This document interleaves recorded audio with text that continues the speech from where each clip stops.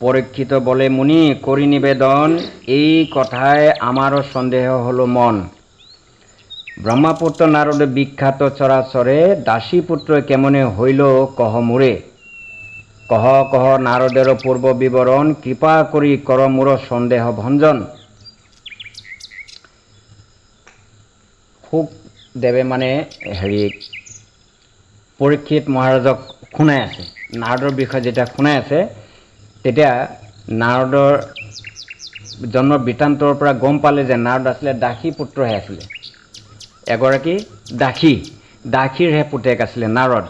তেতিয়া এই মানে পৰীক্ষিত ৰজাই মানে প্ৰশ্ন কৰিছে সুকমুনিলৈ যে, মুনিবৰ, ইমান ডাঙৰ এজন ভকত, য'ত নেকি বৈষ্ণৱ, তেখেতৰ এটা উচ্চ আসন আছে, তেওঁ মানে স্বৰ্গ মৰ্ত্য পাতাল তিনি লোকত তেওঁ অনায়াসে ঘূৰি ফুৰিব পাৰে, আৰু তেনে এজন বৈষ্ণৱৰ ইতিহাস দাসীপুত্ৰ বুলি যে আপুনি ক'লে, এইটো মোৰ অলপ কিবা সন্দেহ লাগিছে। বস্তুটো আপুনি ভালমতে মোক বুজাই দিয়কচোন পৰিষ্কাৰ কৰি।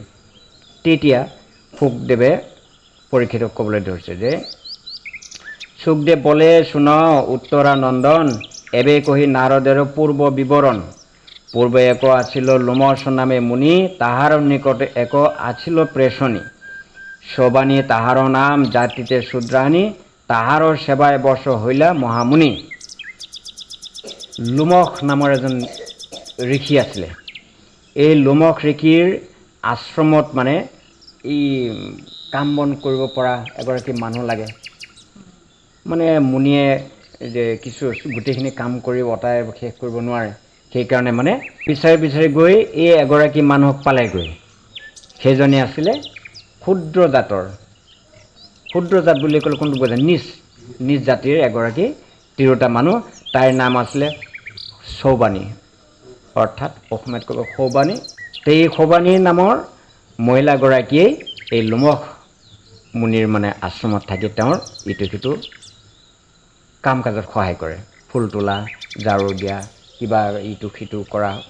তাৰপিছত কি কৰিলে, তেওঁ মানে মুনিৰ যি ধৰণৰ কৰিব লাগে, কামবিলাকত সহায় কৰিব লাগে, সম্পূৰ্ণ নিষ্ঠাভাৱে কৰিছে। তেওঁ কোনো ধৰণৰ গাফিলতি নাই, যিটো যেনেকৈ কৰিব লাগে তেনেকৈ কৰিছে। মুনিয়ে মানে তেখেতৰ কামত খুব পচন্দ হৈছে, মানে ইমানেই ভাল পাইছে যে নিয়াৰিকৈ কৰিবলৈ যেতিয়া ধৰিলে, মুনিয়ে মানে মনত বৰ আনন্দ পাইছে। আনন্দত মানে তাইক মানে কি কৰিলে, বৰ দিলে,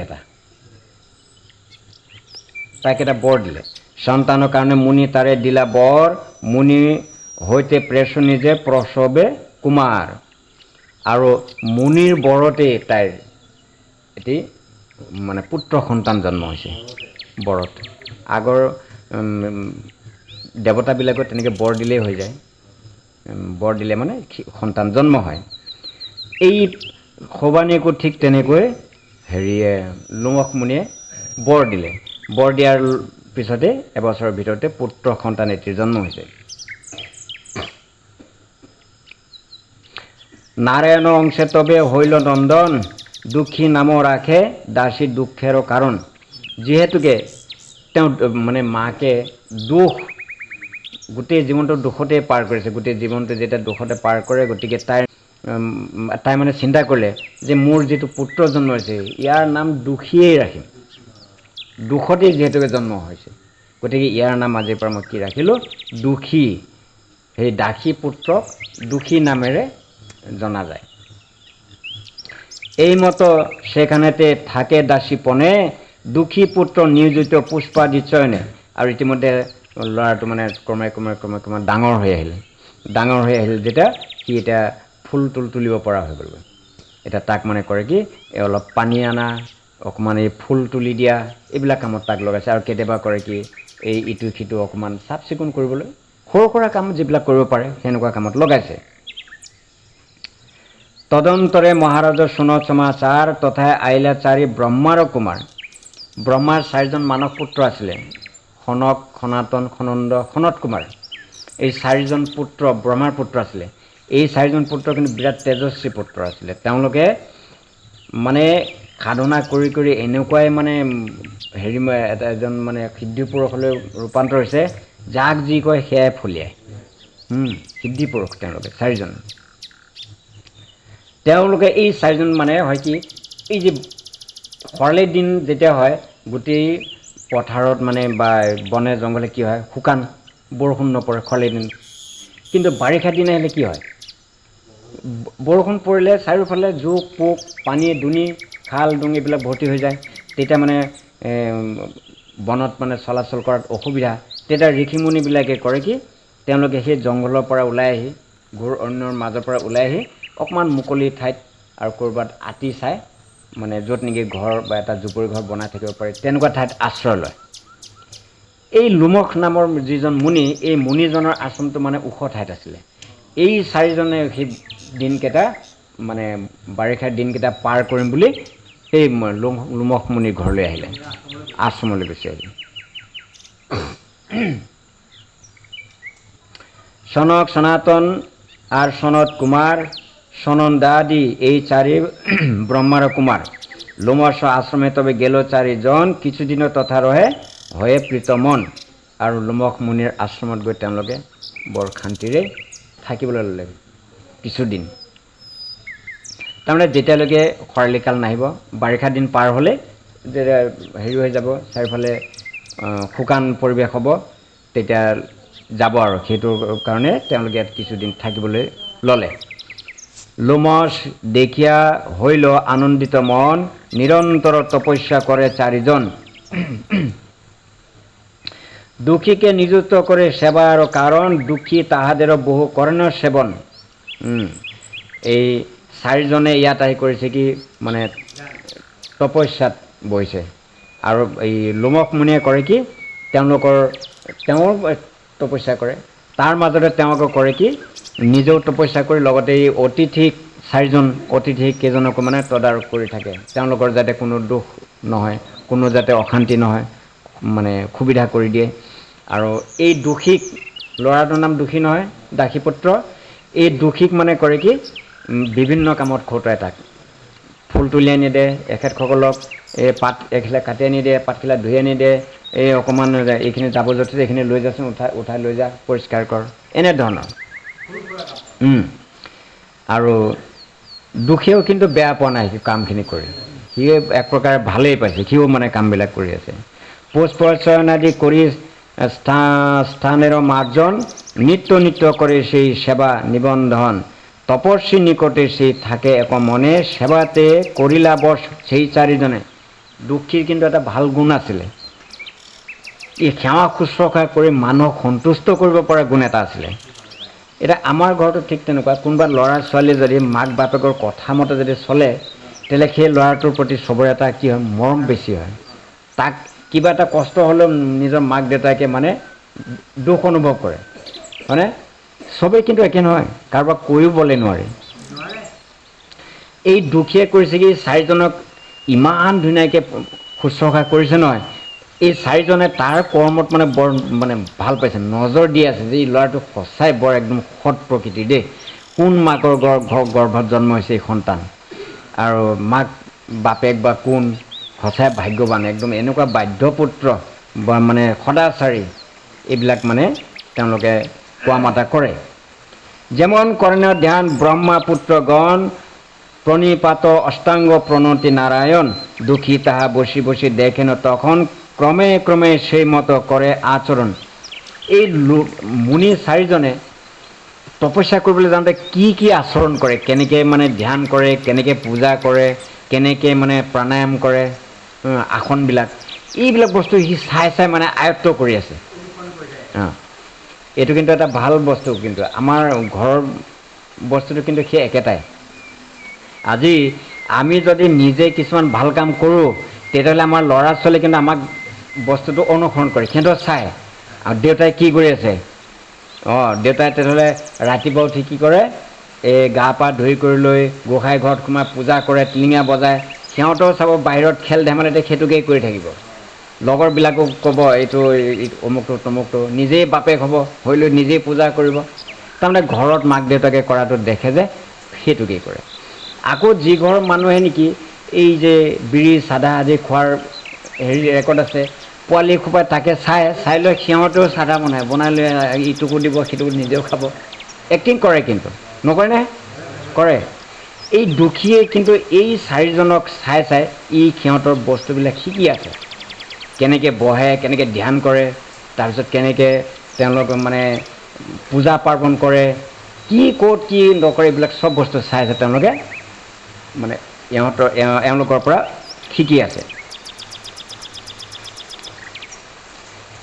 তপস্বীৰ সঙ্গে দুখী হইল তপস্বী, দেখিয়াতৰ চাৰিজনে মনে বৰ খুচি। আৰু এই মানে চাৰিজন মুনিয়ে এই দোষীক দেখা পাই মানে মনত ইমান আনন্দ পাইছে যে হয় দে, এই ল'ৰাটোৰ সঁচাই কিন্তু মানে তুলনাই নাই তাক, মানে কালো তুলনা কৰি ইমান ভাল। শশী সিদ্ধমতী বৰ অতি নিষ্ঠামন, দেখিয়া সন্তুষ্ট তাৰে হইল চাৰিজন। আৰু মানে সদাচাৰী মানে কেনেধৰণৰ নিয়ম নিষ্ঠা একদম ধুনীয়াকৈ ইহঁতৰ মুনিসকলৰ লগতে সি গা ধুৱে, তেওঁলোকে মানে যেনেধৰণে বহি আসন কৰে সিও আসন কৰে, তেওঁলোকে কিবা মালা জপ কৰিছে সেয়াও সি কৰে, এজ ইট ইজ। আৰু তেওঁলোকে যেতিয়া প্ৰসাদ খায়, পূজা পাতল কৰিলে প্ৰসাদ খায়, সিও প্ৰসাদ খোৱাৰ মানে অভ্যাস এটা গঢ়ি তুলিছে। মুঠতে সম্পূৰ্ণ ঋষি মুনিবিলাকৰ নিচিনাই তাৰ আচৰণ, দেখিছে। তবে কিছুদিন পরে চলে চারি ভাই, দেখিয়ে চলিল দুঃখী পশ্চাতে গোড়ায়, ফিরিয়ে দুঃখীরে চেয়ে বলে চারিজন, কি কারণে পাছু পাছু করিস গমন। এই যেতিয়া বাৰিষা কাল গুচি গ'ল, মানে এই চাৰিজনে আশ্ৰমৰ পৰা বিদায় লৈ যাবলৈ ওলাইছে। এই দুখীয়ে কৰিছে কি, চাৰিজনৰ পিছে পিছে সিও বাট লৈছে, বহুত জেগা গ'ল। যোৱাৰ পিছত তেওঁলোকে পিছলৈ ঘূৰি চালে, আৰে এই ল'ৰাটোচোন আমাৰ পিছে পিছে আহি আছে, এই আমাৰ পিছে পিছে কিয় আহি আছে? আমাৰ পিছে পিছে তই আহি আছ, তই ইয়াতে থাকিব লাগে, আমি এতিয়া বন জংঘললৈ যামগৈ, আমাৰতো ঘৰ বাৰী নাই, আমাৰ ঠিকনাই নাই, তই আমাৰ পিছে পিছে গ'লে কি ডাল পাবি? তই যাগৈ যা, আমাৰ পিছে পিছে আহি আছো কিয়? হ'ব দে যা, তই যাগৈ যা। কৃতাঞ্জলি কৰি দুখী কৰে নিবেদন, আমি অতি মূঢ়মতি সুনতপু ধন, ভজনৰ সাধনৰ তপ কিছু নাহি জ্ঞান, কহ কিসে প্ৰভু পাই পৰিত্ৰাণ। ই কিন্তু বৰ বয়সস্থ মানুহৰ নিচিনা কথা কৈছে, সৰু পোৱালি বয়সস্থ মানুহৰ নিচিনা এটা জ্ঞানৰ কথা কৈছে যে, হে মুনিবৰ, আপোনাৰ সবক মই মানে কি বুলি ক'ম, আচলতে সেৱা কি বস্তু, কেনেকৈ কি কৰা হয় মইতো এইবিলাক নাজানো, আপোনালোকৰ লগত মানে কেনেধৰণৰ ব্যৱহাৰ কৰিব লাগে তাকো নাজানো, আৰু আপোনালোকৰ মানে যিবিলাক কৰ্ম সেইবিলাকনো কি বস্তু মই তাকো বুজি নাপাওঁ। কিন্তু এটা কি কৈছে, যিহেতুকে আপোনালোকে সাধন ভজন কৰে, মোৰতো সেই জ্ঞানো নাই, মইতো সেইকণ জ্ঞানো অৰ্জন কৰিব পৰা নাই, বা মোৰ এইটো জ্ঞানেই নাই। এতিয়া কিন্তু আপোনালোকৰ কৰ্মখিনি দেখি মোৰ সঁচাই ভাল লাগিছে, যিটো কৰ্ম মানে এতিয়া মোৰ মানে ইমানেই ভাল লাগিছে, কৰ্মখিনি ময়ো কৰিব বিচাৰোঁ। মুনিসকলে ভাবিছে, ই দেখোন ধান্দা বেলেগ লৈছে, মোক যদি আপোনালোকে এই হেৰিটো দিয়ে তেতিয়াহ'লে মই এটা পৰিত্ৰাণ পাম, নহ'লে মোৰ মানে এইটোৰ যদি কামটো কৰাৰ সুবিধা নাপাওঁ, অৰ্থাৎ আপোনালোকৰ লগত যদি থাকি এইবিলাক যদি কৰ্ম কৰিবলৈ সুবিধা নাপাওঁ, তেতিয়া মোৰ মনটো মানে বৰ বেয়া লাগিব। এইটো মানে খুব ভাল লাগিছে, মোৰ অন্তৰত লগা কাম হৈছে এইটো। দুঃখীৰ বচন শুনি দয়া উপজিল, তবে চাৰিজন তাৰে সঙ্গে কৰি নিল, বদৰিকা আশ্ৰমে তবে গেল পঞ্চজন, উপাসনা কৰিলে ন সৌবানী নন্দন। তাৰপিছত ক'লে কি, বহুত জেগা গুচিও আহিলে, তোক এতিয়া অকলে অকলে পঠিয়াই দিলে, ক'ত কেনেকৈ কি কৰিব তাৰোতো ঠিক নাই, আচ্ছা ব'ল আমাৰ লগত যাবি যদি ব'ল বাৰু। লৈ গ'ল, গৈ বদৰিকা আশ্ৰম পোৱাই দিলেগৈ। বদৰিকা আশ্ৰম এটা আশ্ৰম আছিলে, সেই আৰু এজন বেলেগ মুনিৰ আশ্ৰম। সেই বদৰিকা আশ্ৰমত গৈ তাতে কৰিলে কি, তাত ইয়াৰ সৈতে আগত তেওঁলোকৰ চাৰিজন আৰু এওঁৰ সৈতে এতিয়া পাঁচজন হ'ল।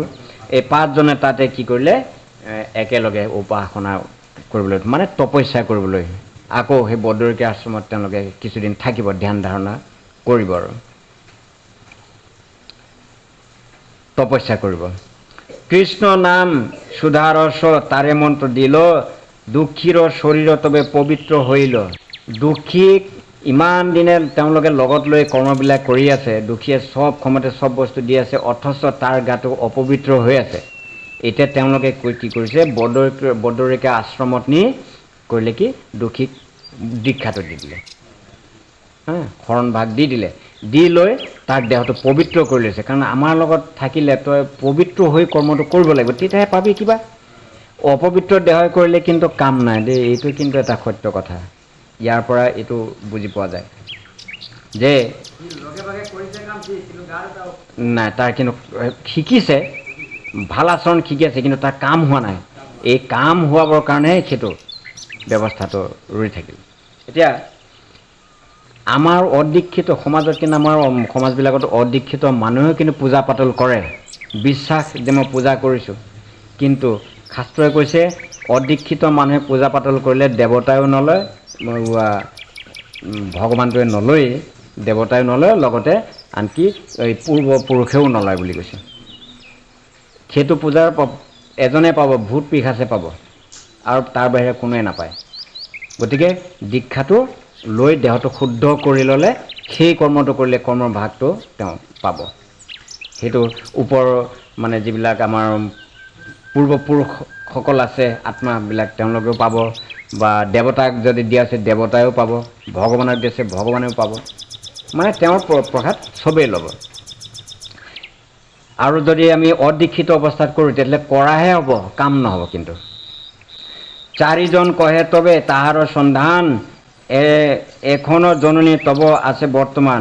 কি কৈছে যে চাৰিওজনে ভাবি চিন্তি মানে কথাষাৰ বিবেচনা কৰি ক'লে যে এটা কথা, ইয়াক আমি আমাৰ লগত ৰাখিলে ঢেৰ শিকাব পাৰিম।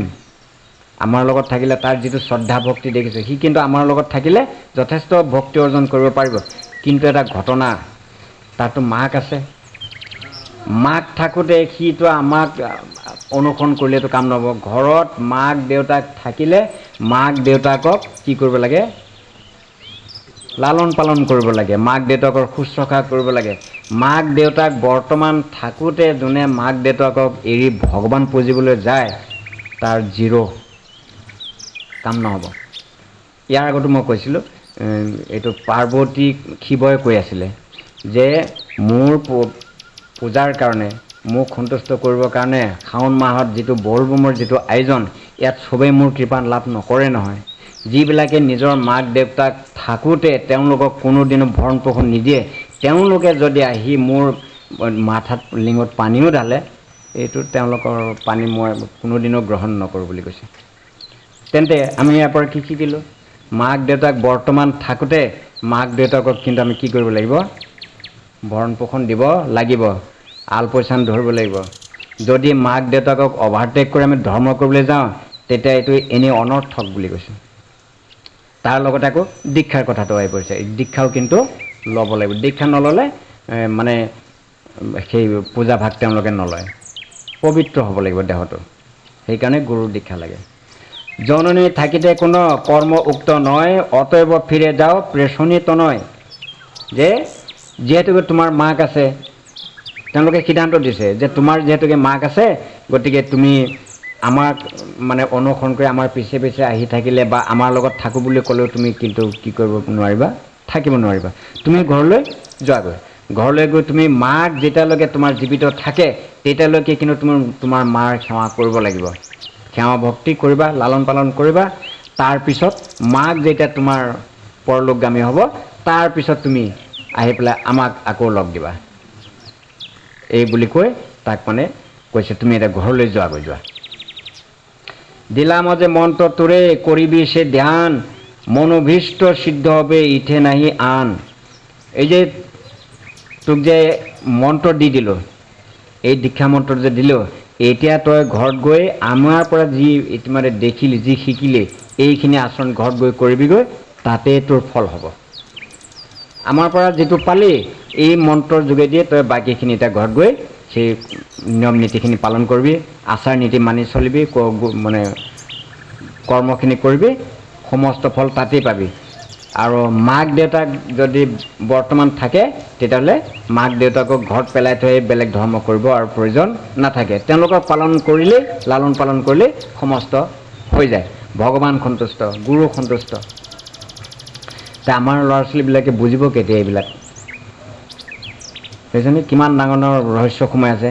আমিতো উদ্ভণ্ডালি আৰম্ভ কৰি দিছোঁ সমাজত আমি উদ্ভণ্ডালি, আমি কোনো কৰ্ম মানে কোনো হেৰি নাই, নিয়ম নাই, নীতি নাই, কৰিব লাগে কৰি গৈছোঁ, যাৰ ফলত এই মানে অধোগতিৰ বাহিৰে আৰু একো নহয়, আৰু অধোগতি হ'ব। এত বলি দুখীয়ে যে বিদায় কৰিল, প্ৰণাম কৰিয়া দুখী নিকেতনে এলো। তাৰপিছত তাক বিদায় দিলে, সি মানে মুনিসকলক সেৱা ভক্তি কৰি ঘৰলৈ উভতি আহিল।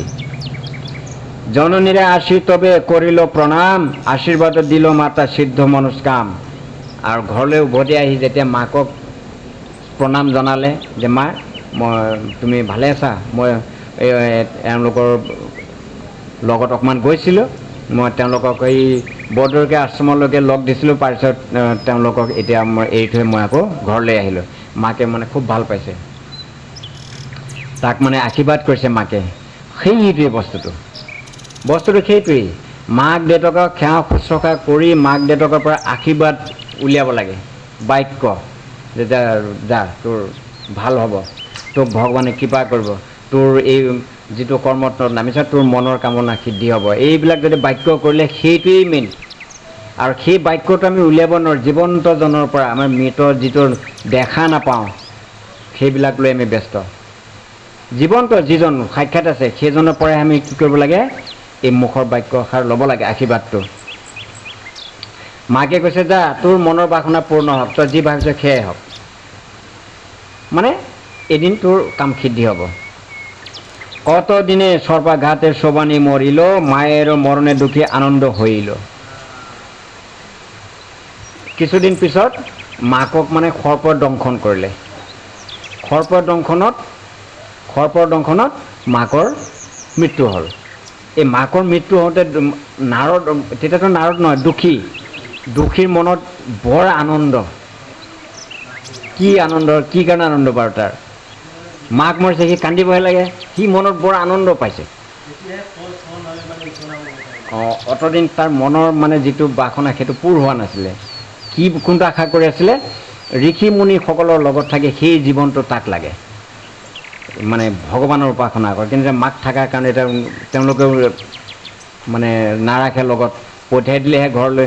গতিকে মাক যিহেতুকে ঢুকাল, এতিয়া সি আনন্দ মনত এটাই আনন্দ অনুভৱ কৰিছে যে আজিৰ পৰা মই ফ্ৰী, এতিয়া মই নিজ ইচ্ছামতে যেনি তেনি মই থাকিব পাৰিম ঋষিমুনিসকলৰ লগত, ৰাতি দিনৰ কোনো চিন্তাপ নাই। আৰু মাৰ যিহেতু মৃত্যু হ'ল, মাতো উদ্ধাৰেই হৈ গ'ল। মাৰ মৃত্যু মানে কি? উদ্ধাৰ। গতিকে এতিয়া মই মানে ইচ্ছামতে মুনিসকলৰ লগত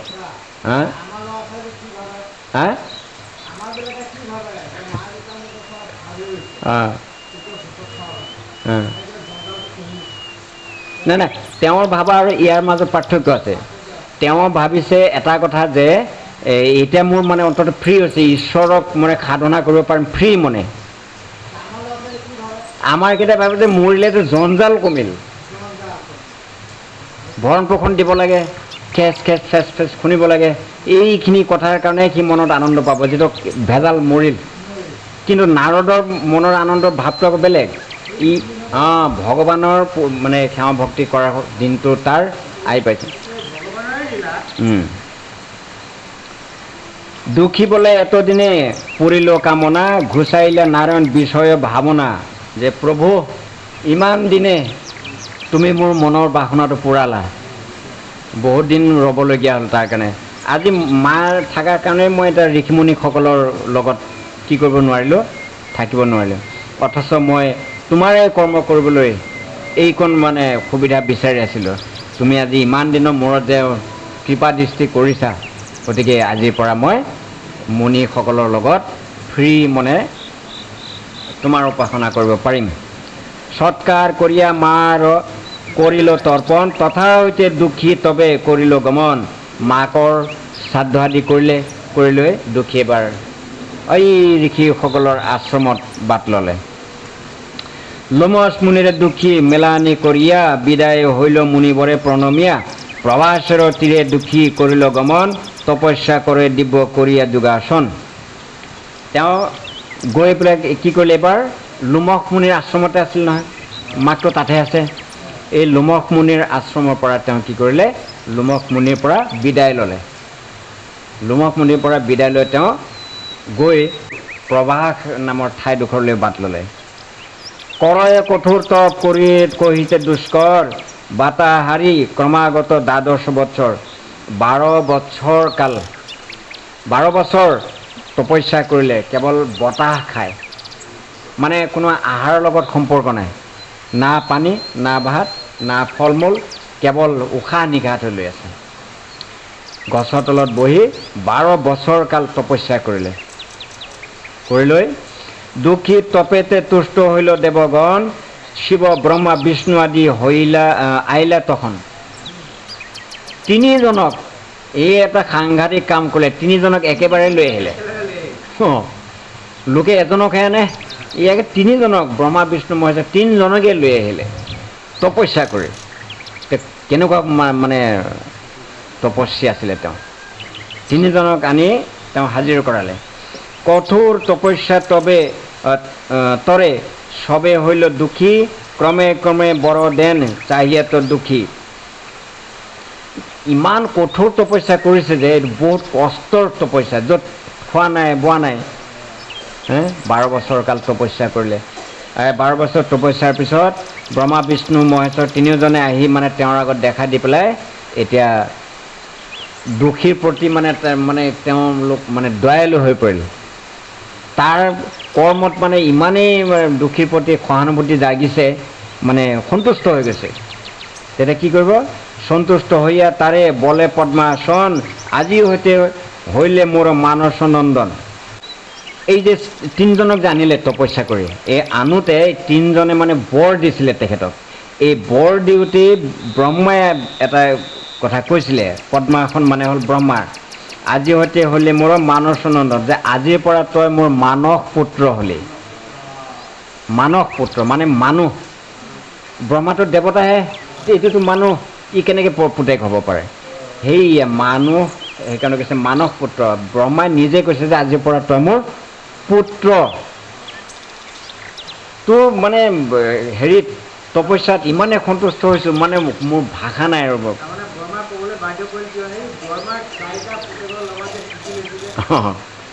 সেইকেইটা ব্ৰহ্মাৰে পুত্ৰ আছে, মানস পুত্ৰ। গতিকে আজিৰ পৰা তয়ো মোৰ মানস পুত্ৰ হ'লি। সেইকাৰণে ব্ৰহ্মাৰ পুত্ৰ বুলি কোৱা হয় নাৰদক। আচলতে পুত্ৰ কাৰ, এই দুখীৰহে, সৌবানীৰ।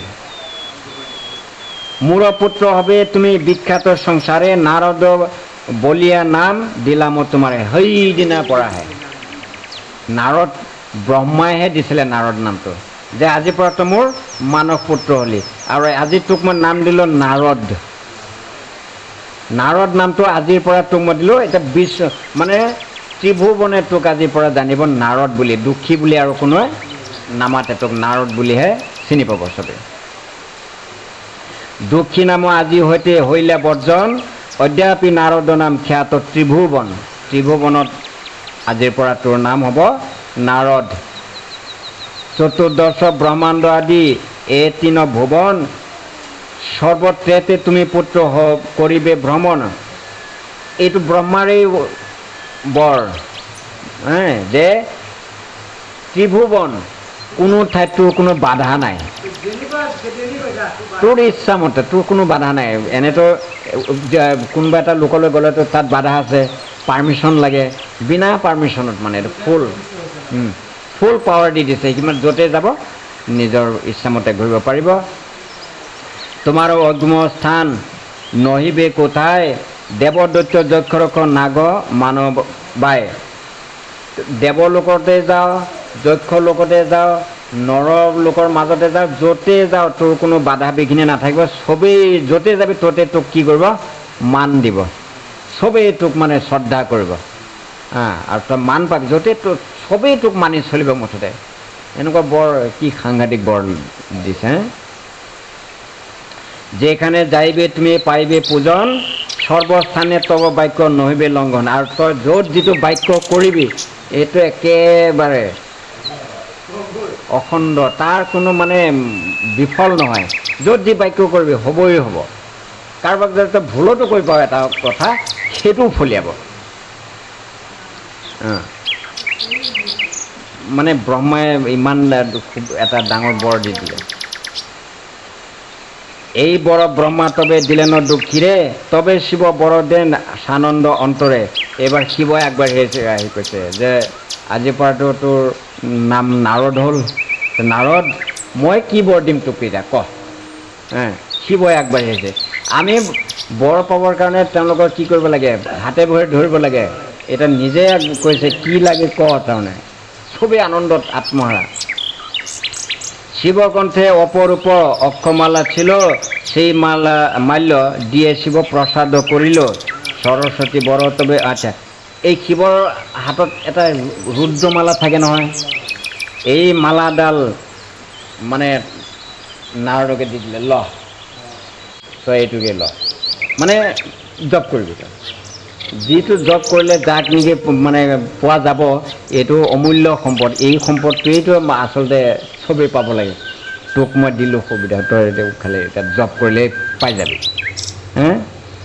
তেলে যিটো নেকি অক্ষমালা বুলি কৈছে, সেই মালাডাল নাৰদক কোনে দিলে? শিৱই দিলে। সেই মাল্য দিয়ে শিৱ প্ৰসাদ কৰিল। সৰস্বতী বড় তবে দিলেন তখন, সতত গাইবে তুমি প্ৰভু গুণাগুণ। সৰস্বতীয়ে আহি পেলাই বৰ দিলে যে নাৰদ, আজি মই তোক বৰ দিলোঁ, তই য'তে যি মুখেৰে গান গাবি, গান তোৰ কথা মানেই গান, তই যি গাবি সেই গানেই হৈ ওলাব তোৰ মুখেদি। মই তোক এই বৰ দিলোঁ, তই যি কবি সেই তোৰ মানে গান হৈ ওলাব। আৰু তোৰ গানৰ মাজত সদায় প্ৰভুৰহে গুণানুকীৰ্তন থাকিব। এইটো হিন্দী গান নহয়, এইটো আৰু মানে অন্য গান নহয় আৰু ভগৱানৰ য'ত গুণাগুণ লৈ যিবিলাক গান গোৱা হয়, এই তেনেধৰণৰ গান তোৰ মুখেদি যি ওলাব সেয়ে গান হৈ ওলাব। সৰস্বতীয়েও বৰ দিলে, ছয় ৰাগ ৩২ ৰাগিনী বৰ্তমান, গায়ক নৈবে কেহ তোমাৰো সমান। যে তোৰ কণ্ঠেদি যিটো ওলাব সেইটোৱেই মানে ভুৱন মোহিনী মানে ৰূপ ল'ব। মানে যোনে শুনিব সিয়েই তোৰ গানত মোহিনী লাগি যাব। সি তাৰমানে তোৰ গান মানে চবেই শুনি ভাল পাব আৰু। সৰস্বতী নিজ হস্তে যে বিনা ছিল, সেই বিনা সাদৰে দুঃখীৰ হাতে দিল। এইটো নাৰদৰ হাতত যিখন বীণা, এই বীণাখন কিন্তু সৰস্বতীয়ে নিজেই দিছে। দেৱতাবিলাকৰ মাজত যিটো আচৰণ আৰু আমাৰ মাজত যিটো আচৰণ, তাৰ মাজত পাৰ্থক্য কিমানখিনি। দেৱতাবিলাকে তেওঁলোকে কি কৰিছে, নাৰদৰ যিটো ভক্তি দেখি দেৱতাবিলাকৰ অন্তৰত মানে বৰ আনন্দ লাগিছে। আনন্দত আত্মহাৰা হৈ তেওঁলোকে উপায় নাপায়, তেওঁলোকে নিজে বৰ, এতিয়া সৰস্বতীকতো বৰৰ কাৰণে মাতাই নাছিলে, নিজেই দিলেহি। আৰু তেওঁলোকে মনত ইমান আনন্দ পাইছে যে আনন্দত থাকিব নোৱাৰে, চবকে বৰ দিবলৈ মানে নিজে মানে আগবাঢ়ি আহিছে। আৰু আমাৰ মাজত আকৌ কি হয়, এটা চাওক, তেওঁৰ গাত এটা গুণ আছে, যিটো গুণত সন্তুষ্ট হৈ দেৱতাবিলাকে নিজে বৰ দিবলৈ আগবাঢ়িছে। আৰু আমাৰ মাজত কি হ'ব, কাৰোবাৰ গাত যদি এনেকুৱা ভাল গুণ দেখা পায়, তলে হিংসাহে, ইয়াক কেনেকৈ ডাউন কৰিব পাৰি, কেনেকৈ বঢ়াই দিব পাৰি, এয়ে হ'ল আমাৰ মানুহৰ চিন্তাধাৰা। দেৱতা আৰু মানুহৰ মাজত পাৰ্থক্য। এজনে কিবা ভাল কাম কৰিছে, তাক উৎসাহ দে, সি আগবাঢ়ি যাওক নাই, কিন্তু তাক আমি হিংসা কৰি পেলাই বহুৱাব পাৰি কেনেকৈ, উঠি পৰি লাগিব, বেছি হ'লো, অটপালি হৈ গ'লো। গতিকে ১ নম্বৰ চবৰে মাজতে আছে এইটো। এজনে কিবা এটা ভাল কাম কৰিলে তাক নজৰ দিবই, আৰু এজনে ইয়াৰ উন্নতি হৈছেতো, অলপ মানে হেঁচা এটা দিব লাগে, যাতে ওপৰলৈ যাব নোৱাৰে, বহি যাওক। লোকৰ ভাল আমি কোনোদিনো কামনা নকৰোঁ মুঠতে। তবে বিষ্ণু বড়দেন দুঃখীরে চাহিয়া, আমারও সদৃশ তবে হবে মহাকায়া। আজি হইতে তব নাম হইল হরিদাস, ভক্তি যুগ তোমা হইতে হইবে প্রকাশ। বিষ্ণুৱে এবাৰ মানে তাক ক'লে যে তোক ইতিমধ্যে তোৰ ব্ৰহ্মাই নাম দিলে নাৰদ, মই তোক আৰু এটা নাম দিলোঁ, হৰিদাস। হৰিদাস নামটো দিছে কোনে তেতিয়াহ'লে বিষ্ণুৱে হৰিদাস নাম বিষ্ণুৱে দিছে দি কৰি কৈছে যে মোৰ দেহৰ যিটো মানে মহিমা মোৰ দেহটোৰ নিচিনা তোৰ দেহৰ মহিমা তেনেকুৱা হ'ব তোৰ ইচ্ছামতে মানে আবিৰ্ভাৱ হ'ব পাৰিবি বা অন্তৰ্ধানে হ'ব পাৰিবি আৰু তই ইচ্ছা কৰিলেই মানে তই ঠাইতে উৰি গৈ থাকিব পাৰিবি এইটো মানে বিষ্ণুৱে দিলে তাক এইটো বৰণ লগতে আৰু এটা কথা কৈছে যে ভক্তি যোগ তোৰ পৰাই আৰম্ভ হ'ব তোৰ মানে মানুহৰ অন্তৰত মানে ঈশ্বৰৰ অৰ্থাৎ মোৰ যিবিলাক মানে সেৱা ভক্তি এই বস্তুটো তোৰ পৰাই কিন্তু আৰম্ভ হ'ব তই মানুহৰ মাজত এইবিলাক মানে বিলাই ফুৰিব পাৰিবি আৰু তই যাক যি জ্ঞান দিবি সেই জ্ঞান মানে সি ল'বই ল'ব ভক্তি যোগে অন্যেৰ নাহিক অধিকাৰ তুমি যোগেৰ গুৰু হবে সৰোদ্ধাৰ যে ভক্তিৰ যুগ অৰ্থাৎ ভক্তিত ইমানেই তোৰ মানে ভক্তি হ'ব যে তোৰ নিচিনা দ্বিতীয়জন ভক্তি কৰা মানে আৰু ভকত সৃষ্টি নহ'ব আৰু ইমানে তোৰ ভক্তিমান মানে অন্তৰখন হ'ব তুমি যাৰে ভক্তি যোগ কৰিবে অৰ্পণ সেই তত্ত্ব জ্ঞান পাবে হবে মহাজন হয় হয় নাৰদে যদি কাৰোবাক কৃপা কৰে যদি বাক্য কৰে যে যা তোক মই মানে বাক্য দিলোঁ তই মানে ভগৱানৰ নাৰায়ণৰ চৰণ পাবি কাম সিজিলেই মানে এই স্বয়ং ভগৱানেই মানে কথাটো তেওঁক মানে কৈ দিছে যে তই যাক যিটো মানে দেখুৱাবি যাক যিটো উপদেশ দিবি সি যদি মানি চলিলে তেতিয়াহ'লে তাৰ কাম এইটো মই মানে উপায় নাই আৰু তেওঁক আকলে ল'বই লাগিব কৈছে আৰু যিজনক তই তত্ত্বজ্ঞান দিবি সেইজনে কিন্তু ইমানেই তত্ত্বজ্ঞান পাব যে তেওঁৰ নিচিনা আৰু দ্বিতীয়জন তত্ত্বজ্ঞান আৰু দ্বিতীয়জন নোলাব তেওঁ মানে মহাজন হৈ যাব কি মহাজন এইটো মহাজন মানে কি টকা পইচা থকা মালিক নহয় এইটো মানে ভকত শুদ্ধ ভকত সেইকাৰণে কৈছে তুমি যাৰে ভক্তি যোগ কৰিবে অৰ্পণ সেই তত্ত্বজ্ঞান পাবে হবে মহাজন নাৰদক যিটো বাক্য বিষ্ণুৱে কৰিলে আৰু এই বাক্যটো সঁচা নে মিছা তাৰ প্ৰমাণ হিচাপে চাওঁ ভক্ত প্ৰহ্লাদক মন্ত্ৰ কোনে দিছিলে নাৰদে দিছিলে ঈশ্বৰৰ চৰণ পাইছেনে নাই ধ্ৰুৱক কোনে দিছিলে নাৰদে দিছিলে ঈশ্বৰৰ চৰণ পাইছেনে নাই আমি যিহেতুকে শুদ্ধ কাক কয় অশুদ্ধ কাক কয় বৈষ্ণৱ আমি চিনি নাপাওঁ গতিকে সকলোকে বৈষ্ণৱ জ্ঞান কৰাটোৱে উচিত তাৰ মাজতে হয়তো কোনোবা এজন ওলাই যাবগৈ যিজনৰ বাক্য ভগৱানে কেতিয়াও নেপেলায় বৈষ্ণৱৰ বাক্য ভগৱানে কেতিয়াও নেপেলায় কিন্তু শুদ্ধ বৈষ্ণৱ হ'ব লাগিব খালি তিলক লগাই চুলি দীঘলকৈ টিকনি ৰাখি এইটো আৰু বৈষ্ণৱ বুলি নহ'ব ধুতি পাঞ্জাবীয়ে বৈষ্ণৱ নহয় কিন্তু চোৰেও পিন্ধে চোৰেও ধুতি পাঞ্জাবী পিন্ধে আমি যদি ভগৱানৰ চৰণত শৰণ লৈছোঁ গুৰুৰ পৰা যদি শৰণভাগ লৈ আমি নিজৰ যিটো নিয়ম নীতিখিনি যদি সত্য পথত চলোঁ নিয়ম নীতি মানি চলোঁ আচাৰ নীতিবিলাক যদি আমাৰ ক্লিয়াৰ থাকে তেতিয়াহ'লে আমিও ভগৱানৰ কৃপা লাভ কৰিব পাৰিম আৰু যদি খালি ড্ৰেজত থাকোঁ তেতিয়াহ'লে কাম নহ'ব সেইটো এনেই আৰু সময় নষ্ট কৰা এই মত পৰস্পৰ যতেক অমৰ ক্ৰমে ক্ৰমে সকলে দুখৰে দিলা বৰ আৰু অন্যান্য দেৱতাবিলাকো আহিছে তাত অন্যান্য দেৱতাসকলো আহিছে তেখেতসকলেও আহি নিজে নিজে একোটা বৰ নিজে দিবলৈ ধৰিলে মই অমুক বৰটো দিলোঁ মই তমুক বৰটো দিলোঁ মানে চবেই বৰ দি তেওঁক একদম মানে উপচাই পেলাইছে অন্তৰ্ধান হৈ গেল যত দেৱগণ তপস্যা তেজিয়া দুখী উঠিলা তখন দেৱবৰে তবে তাৰ দিব্যমতী হইল শিৰে যতা দীৰ্ঘ দাড়ি সন্ন্যাসী সাজিল